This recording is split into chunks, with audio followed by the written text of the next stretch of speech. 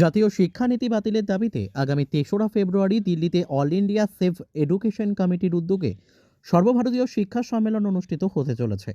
বুধবার রাজধানীর উজ্জয়ন্ত প্রাসাদের সম্মুখে বিক্ষোভ কর্মসূচিতে একথা বলে সংগঠনের ত্রিপুরা রাজ্য কমিটির সহ সেবক হরকিশোর ভৌমিক। সংগঠনের অভিযোগ, নতুন শিক্ষানীতির পাঠ্যক্রমে ইতিহাস ও বিজ্ঞানের বিকৃতি ঘটিয়েছে কেন্দ্রীয় সরকার।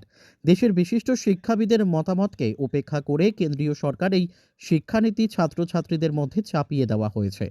তার বিরুদ্ধে all India Save education Tripura রাজ্য কমিটি সরব হয়েছে। এদিন all India Save Education committee Tripura রাজ্য কমিটির সহ সেবক হরকিশোর ভৌমিক বলেন, জাতীয় শিক্ষানীতির বিরোধিতা করে আগামী ৩রা ফেব্রুয়ারি দিল্লির গালিফ ইনস্টিটিউট অডিটোরিয়ামে এক সর্বভারতীয় শিক্ষা সম্মেলন অনুষ্ঠিত হতে চলেছে। দেশের প্রায় ২৩টি রাজ্য থেকে প্রতিনিধিরা ওই সম্মেলনে অংশগ্রহণ করবেন। ত্রিপুরা থেকেও ওই সম্মেলনে উপস্থিত থাকবেন বলে জানিয়েছেন তিনি। এই যে আজকে আমাদের দেশের যে ইতিহাসকে বাদ দিয়ে প্রাচীন ইতিহাস, যে অতীতকালের যে ইতিহাস, রামায়ণ মহাভারতের ইতিহাসকে এখন শিক্ষায় প্রচলন করার একটা অপপ্রয়াস করছে। আমরা All India Save Education Committee সারা ভারতবর্ষের এই শিক্ষানীতির বিরুদ্ধে রাজ্যে রাজ্যে আন্দোলন করে তুলছি।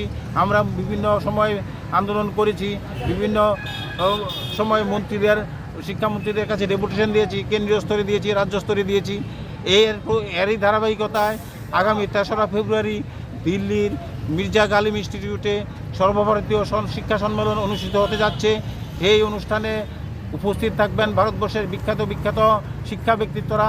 তার মধ্যেই বক্তব্য রাখবেন অধ্যাপক ইরফান হাবিব, ইতিহাসবিদ, ওয়াইএস কুরেশি, প্রাক্তন মুখ্য নির্বাচন আধিকারিক, রাম পুনিয়ানি, প্রাক্তন অধ্যাপক আইআইটি বোম্বাই, সচিদানন্দ সিনহা, প্রাক্তন অধ্যাপক জেএনইউ, দেবাশিস চক্রবর্তী, কমনওয়েলথ ফেলো, এবং ডক্টর তরুণকান্তি নস্কর, প্রাক্তন অধ্যাপক, যাদবপুর বিশ্ববিদ্যালয়, ছাড়া আরও অন্যান্যরাও উপস্থিত থাকবেন, বক্তৃতা দিবেন।